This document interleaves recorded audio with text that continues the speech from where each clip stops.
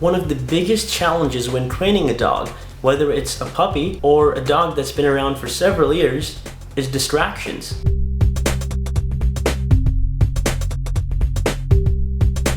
A distraction can be anything. It could be a scent in the air, something that smells interesting in the grass, a dog across the street, somebody playing with a tennis ball, a squirrel, a bird. Training with and around distractions is perhaps one of the most important aspects of training a dog to perform any behavior. It is unrealistic and unreasonable to expect them to do something without first putting in the time working at different levels of distractions.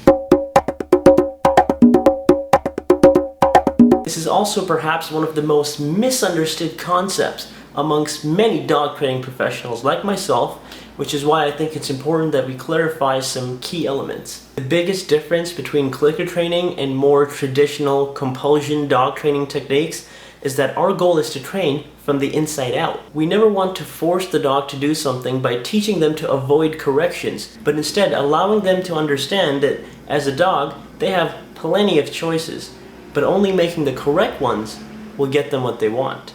There is a lot to be said about managing and creating success when you're working around distractions, so I will present this material in a series of videos. A fairly common and low-level distraction that many people encounter is smells. For dogs, the primary source of information is gathered through their noses. Some research has shown that dogs may be up to 100 million times more sensitive to some odors than humans. Recognizing the need and importance of sniffing is essential to teaching a dog to pay attention to you in the presence of this distraction. In addition to teaching a dog to calmly walk on a loose leash, it helps to plan out breaks along the walk to allow the dog some time to sniff. However, we must resist the urge to stop whenever the dog seems to have found something interesting. Instead, take the initiative and choose a moment when the dog is walking calmly and reward them for that good behavior by releasing them to go for a short sniff. Repeating this process with a consistent cue each time will teach the dog that there will be an opportunity to sniff, and they just have to earn it by walking next to you and not pulling. What this exercise does is that it teaches the dog the default behavior of checking in, as they learn that this is very rewarding. The point of this beginner exercise is to not give the dog any verbal cues to perform a specific behavior. The goal instead is to capture behaviors that the dog exhibits naturally in a real-world setting, which in this case is in the presence of mild distractions. To be most effective, be prepared and make a checklist of several small behaviors that the dog performs to reorient themselves to you. This is an incredible opportunity to learn to be patient, wait for behaviors, and develop exceptional timing, an important skill when training any dog.